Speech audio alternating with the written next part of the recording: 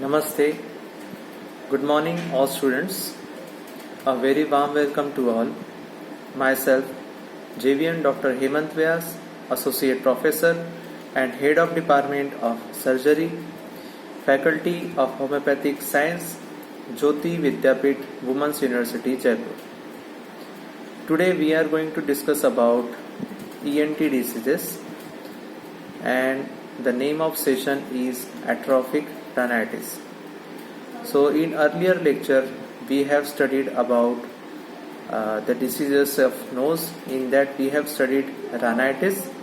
We have also studied about classification of rhinitis, and today we are going to discuss about what are the other types of rhinitis, in which today we will discuss atrophic rhinitis. Atrophic rhinitis is very important from exam point of view. Many times questions are asked on atrophic rhinitis. The question may be asked like, what is the definition of rhinitis? Give its classification in detail and explain atrophic rhinitis with its causation, its types, its signs and symptoms, its pathology, and different types of treatments for atrophic rhinitis. So let's begin the study of atrophic rhinitis. So what is atrophic rhinitis? So in the classification it comes under chronic non-specific type of infectious rhinitis. Okay, and let's look at what is the definition of atrophic rhinitis. Atrophic rhinitis is chronic inflammatory disease which is characterized by progressive atrophy of the mucous membrane and turbinates, and is associated with foul smelling emanating from the nose. Hence it is also called as ozema. But paradoxically the patient himself is suffering from anosmia. That's why the person himself cannot smell or cannot have the odor, but other persons are having very troublesome smell from the which is emitting from the nose of affected person.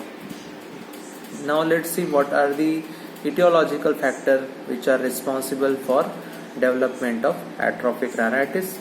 So the condition can be primary or secondary.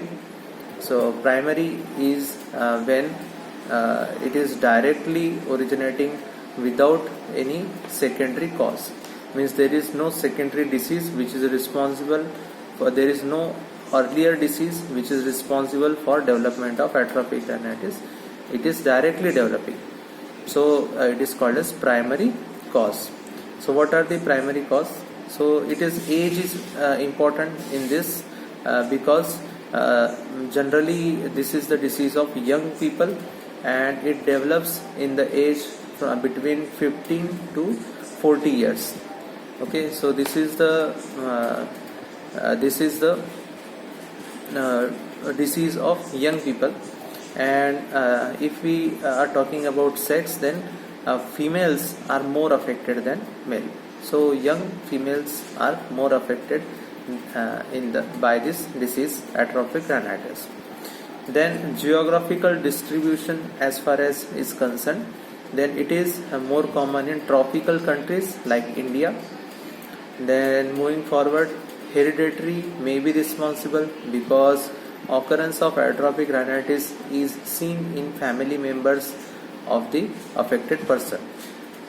Then hormonal angle or hormonal causes of the atrophic rhinitis cannot be ruled out, because atrophic rhinitis occurs because of in the young age and especially in the female. So that's why it may be caused due to hormonal disturbances, but exact mechanism or cause is unknown yet.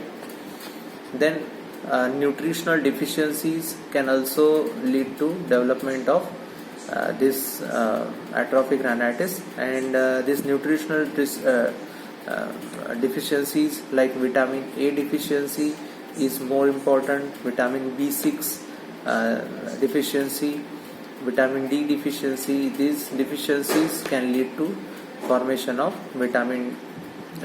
development of atrophic rhinitis, because these vitamins are important for normal development of mucous membrane or epithelial cells inside our body.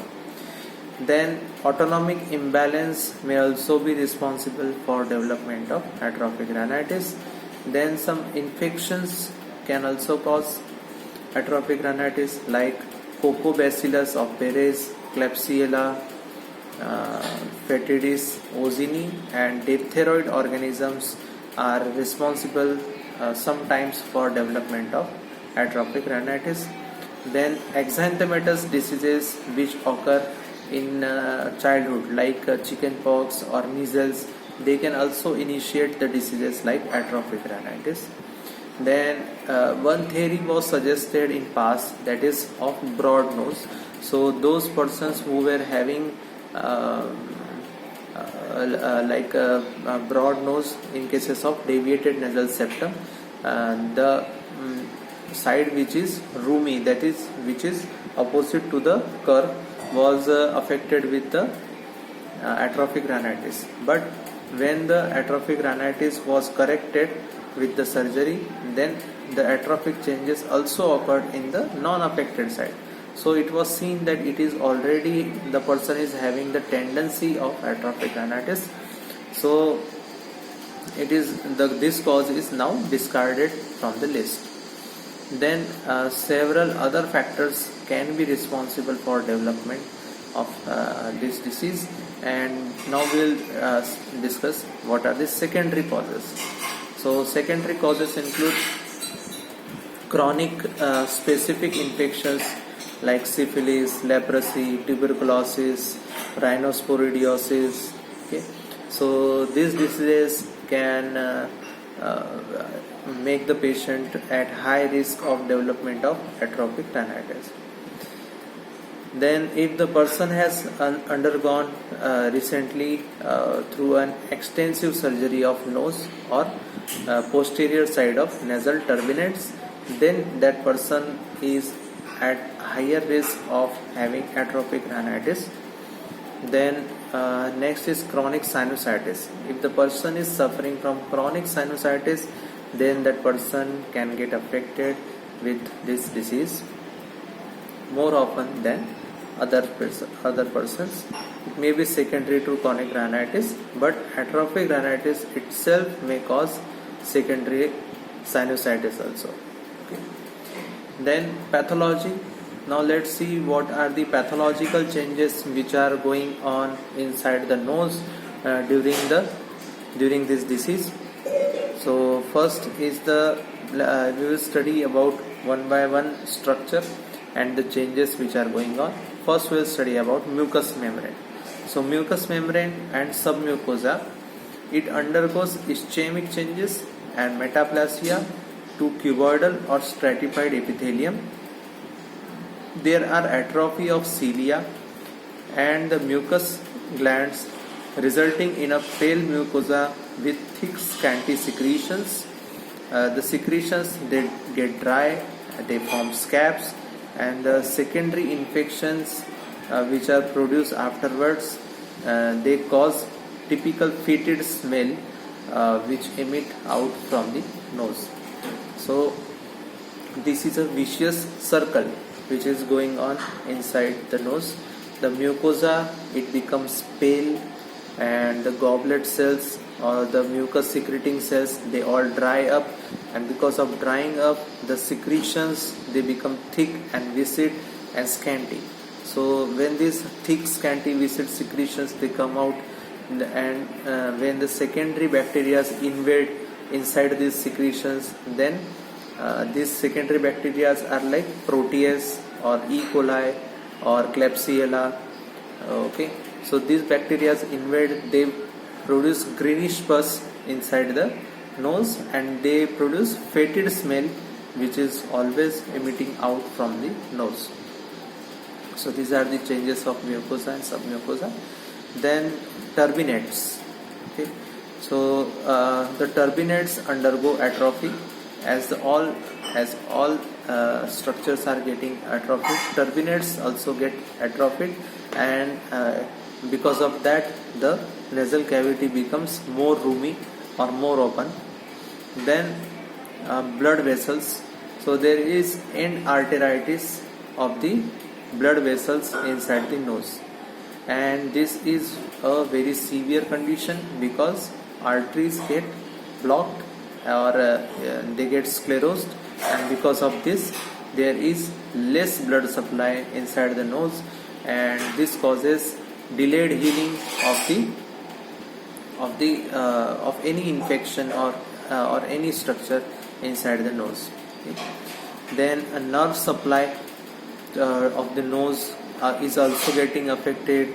The sensory nerves of nose get affected, and because of that a particular symptom develops, that is the person feels that his nose is blocked, whereas in atrophic rhinitis the space inside the nose is increased and the discharges are also they are scanty, so the nasal cavity is open, but as the sensory nerves are diminished or they are decreased or they are completely destroyed, the patient cannot sense that the air is coming inside or not.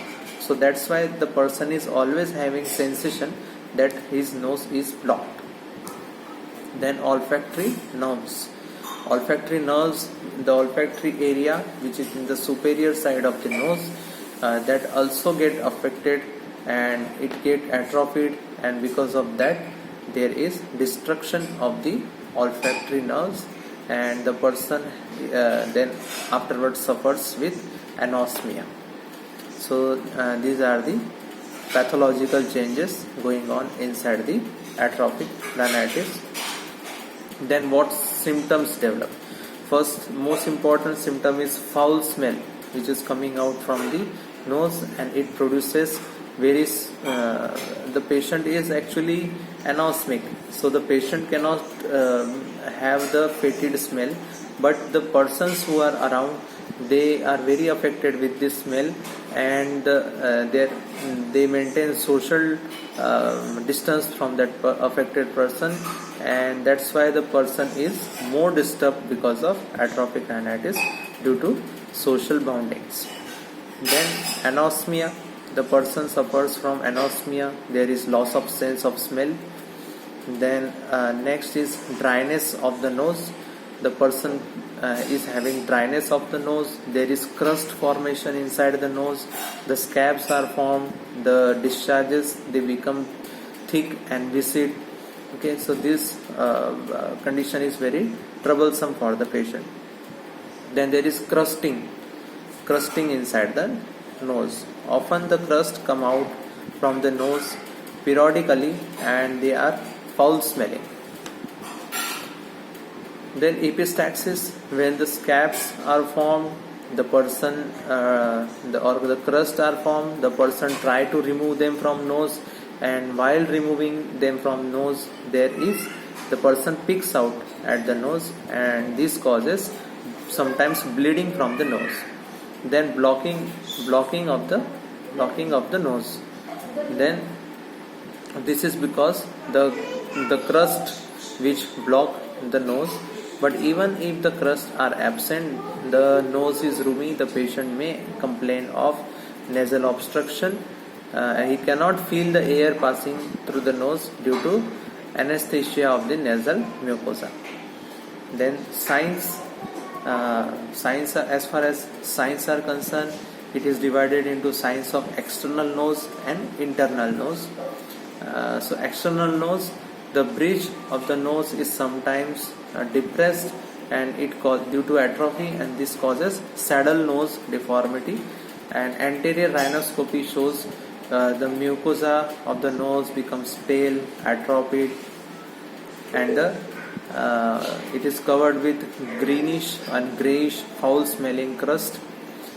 Then turbinates become atrophied, the nose cavity becomes roomy, and on posterior rhinoscopy there is crusting inside the posterior nasal passage or nasopharynx.